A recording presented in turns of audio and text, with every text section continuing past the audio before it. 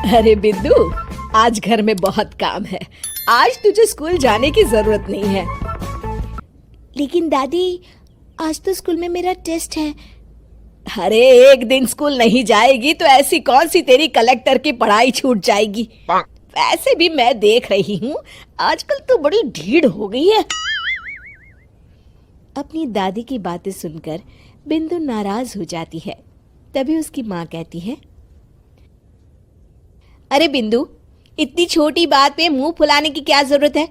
दादी बिल्कुल सही कह रही हैं। लड़कियों को तो घर के काम काज सीखना चाहिए। अरे बहू, रमेश के लाड़ प्यार ने इसे बिगाड़ रखा है। कम से कम तू तो मेरी बात समझती है। अच्छा, मेरी पूजा का समय हो गया है, मैं पूजा करने जा रही हूँ। इतना कहकर रमेश की माँ वहां से चली जाती है। इस तरह बिंदु की दादी और माँ दोनों अक्सर उसे घर के कामों में ही उलझा कर रखते थे। कुछ दिनों के बाद राजू और बिंदु के 10वीं के रिजल्ट्स आते हैं। दोनों बच्चे दादी को अपना अपना रिपोर्ट कार्ड दिखाते हैं। शाबाश मेरे लाल, तू तो बड़े अच्छे नंबरों से पास हुआ है। तभी बिंदु कहती है, दादी मैं भी अच्छे नंबरों से पास हुई हूँ। रमेश की माँ बिंदु को अनदेखा करते हुए कहती है, हाँ हाँ ठीक है, अभी यहाँ खड़ी क्या कर रही है, सुन लिया मैंने। जाकर मेरे लिए चाय बना कर लिया। बिंदु उदास होकर चाय बनाने किचन में चली जाती है। तभी राजू कहता है, दादी मैं क्रिकेट के कोचिंग सेंटर में एडमिशन लेना चाहता हूँ। अरे वाह राजू बेटा, ये तो तूने बड़ी अच्छी बात कही।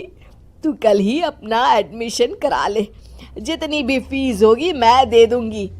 अरे एक दिन मेरा पोता विराट कोहली बनेगा। इस तरह अक्सर रमेश की माँ अपनी पोती बिंदु के साथ दुर्व्यवहार करती थी।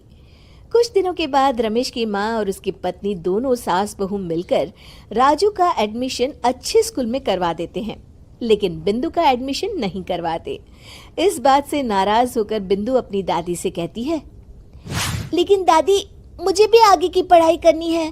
अरे क्या करेगी आगे की पढ़ाई लिखाई करके, हैं? आज से ये पढ़ाई का भूत अपने दिमाग से उतार दे। इतना कहकर रमेश की माँ वहां से चली जाती है। उस दिन के बाद से बिंदु की पढ़ाई हमेशा के लिए छूट जाती है और उसकी दादी उससे घर के सारे काम करवाना शुरू कर देती है। इस तरह उसका सारा दिन घर के कामों में ही बीत जाता था। कुछ दिन बीत जाते हैं और एक दिन रमेश छुट्टियों पर घर आता है। बिंदु को घर के काम करते हुए देख उससे कहता है, अरे बिंदु बेटा, तुम स्कूल नहीं गई? पिताजी, दादी ने मेरा एडमिशन कराने से मना कर दिया है। वे कहती हैं घर पे रहकर घर के काम करना सीख। अपनी माँ का ये बर्ताव देख रमेश को बहुत गुस्सा आता है और वो अपनी माँ से कहता है, माँ ये तुमने क्या किया? आगे की पढ़ाई के लिए स्कूल में बिंदु का एडमिशन क्यों नहीं करवाया? अरे बेटा, लड़की जात है, ज्यादा पढ़ लिख कर क्या करेगी? वैसे भी शादी के बाद तो इसे घर के ही काम करने हैं ना। तुम किस जमाने में जी रही हो माँ? अगर कल्पना चावला के घर वाले भी तुम्हारी सोच के होते तो क्या वो पूरी दुनिया में हिंदुस्तान का नाम रोशन कर पाती? इसका स्कूल छुड़वाकर तुम इसका भविष्य बर्बाद कर रही हो, लेकिन मेरे रहते ऐसा नहीं होगा। बिंदु बेटा, कल ही तुम्हारा एक अच्छे स्कूल में एडमिशन करा दूंगा। तुम जितना चाहे उतना पढ़ो। मेरे होते हुए तुम्हें किसी बात की चिंता करने की जरूरत नहीं है।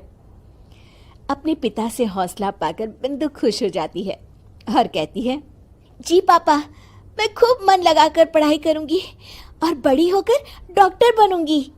ये हुई ना बात, शाबाश मेरी बेटी। शिक्षा, लड़का हो या लड़की, हमें दोनों को आगे बढ़ने का मौका देना चाहिए।